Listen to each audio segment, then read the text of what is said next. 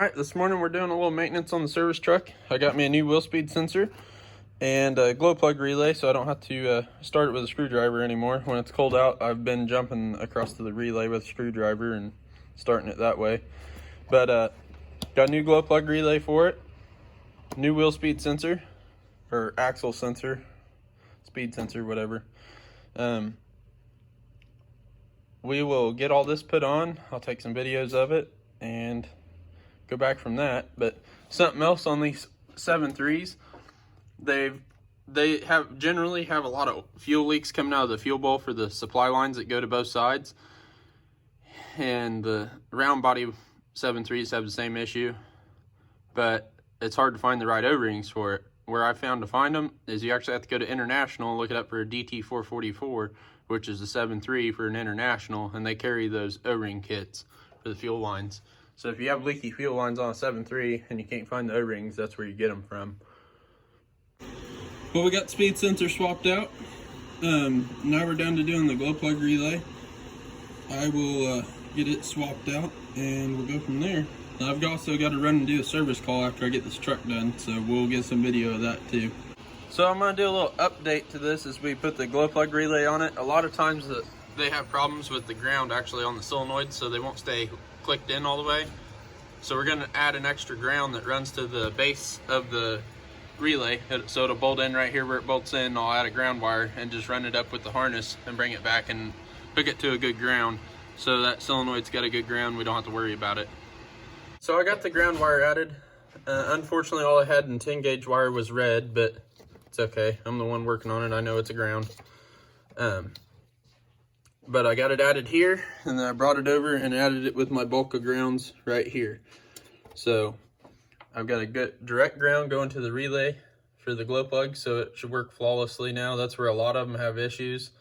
Even after they put glow plug relay on it, they don't want to work right. Well, they've lost a ground. It has to have a ground for them to work properly. So now that that's added, we'll get all the wires hooked up and see how it does. I got the glow plug relay in. We're just about ready to test fire it and see how it does. The real test will be after I let it sit outside over the night and start it when it's cold in the morning, but we should be able to tell the difference the way it starts now versus how it was starting before, because even in here in the warmth, it still didn't really want to start real great. I mean, it started okay, but you could tell it was struggling a little. So we will test fire this, see how well it does.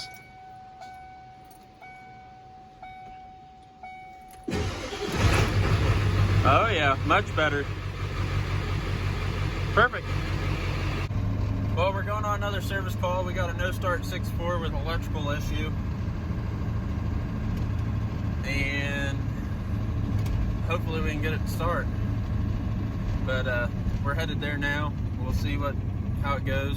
So far, with the new speed sensor in and everything, it's all working good. Truck's shifting good. It's running good.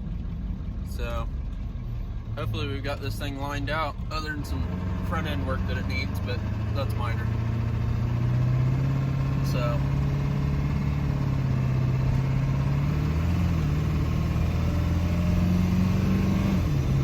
oh yeah, it's running good.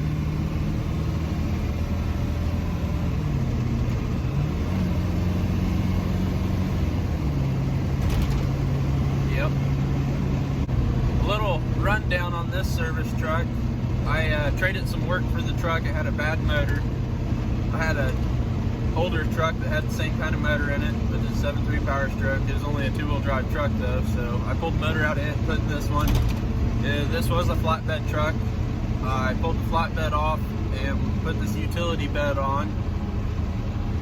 I put all new brake lines on it. I've had to put a computer in it.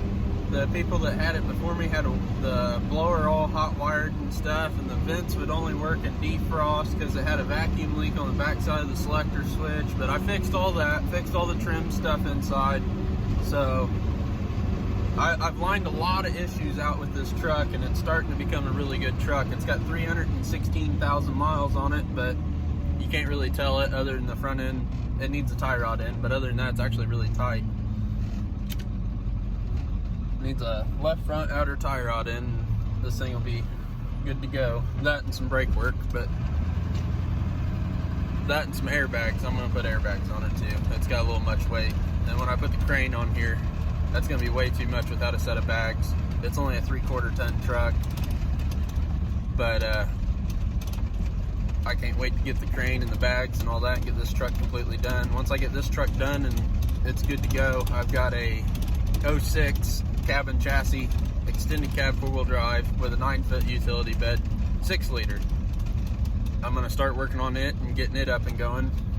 I bought it, it supposedly needed head gaskets. It doesn't have bad head gaskets. It's got some bad injectors and some other issues, but it doesn't have bad head gaskets. So I'm gonna go through it and fix all the little minor Mickey Mouse stuff. Needs a set of tires and, you know, just the usual stuff. So hopefully I can get it lined out after I get this one done. This one's gonna be more so for heavy equipment and stuff like that. It's got the more aggressive tires on it. It's a single wheel. I really don't want a dually out in the field or something. You pack them duals up and you're done. So I'm gonna do probably a 4-inch lift kit on this truck so I can articulate crawling in and out of the fields, working on farm equipment and excavators and all that stuff. So we're here with the broke down 6.4. So I'm gonna jump off here, see what's going on, see what I can't figure out, and hopefully get some videos along the way.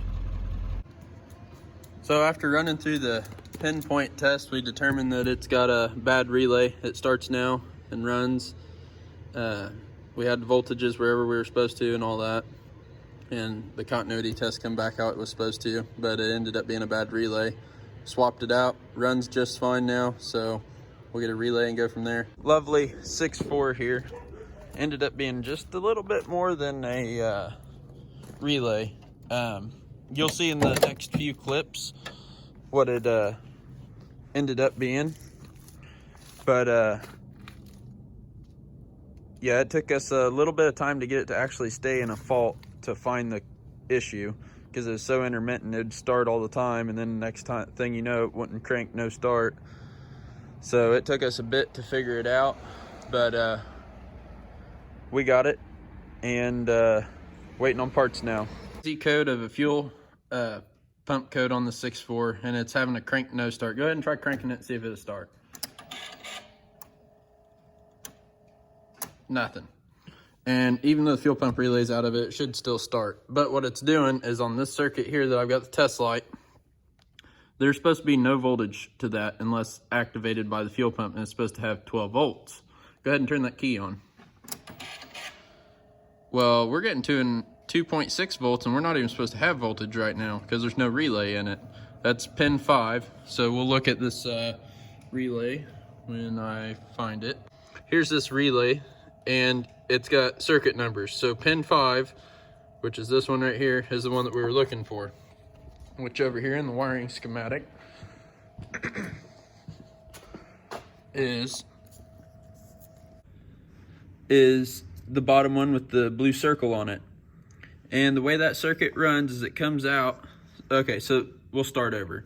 The way a relay works, you've got your coil side and you've got your switch side. Your switch side has constant power through a fuse, and then this side is controlled by another switch of some sort, or computer, however it's used. So when it activates this coil, it pulls an electronic switch, which is all a relay is, and it turns the power, it makes this a through circuit for power. And when it does that, it's supposed to come out of it, not have any voltage here. So somehow in this circuit somewhere, it is backfeeding voltage. Now what we ended up finding out was it's actually the computer is shorted out internally. So we go all the way to this circuit to right here. I unpinned that wire and back probe tested it out of the computer on that pin. I'm still getting 2.6 volts. So I've eliminated the whole circuit all the way to here. So the only thing that's left is the computer, because there's no reason for it to have voltage coming out of something that's supposed to be receiving voltage. So that was a really fun one, because that's what's supposed to run the factory fuel pump, but it's got an air dog on it, and it hasn't been wired up to this fuel pump or this wiring for at least 5 or 6 years. So there's nothing on this circuit other than it going back through and telling the computer that the fuel pump's working. Well, something's jacked up in the computer itself. So But we got it figured out. We're just waiting on the computer, and we should have it done and as soon as the computer gets here.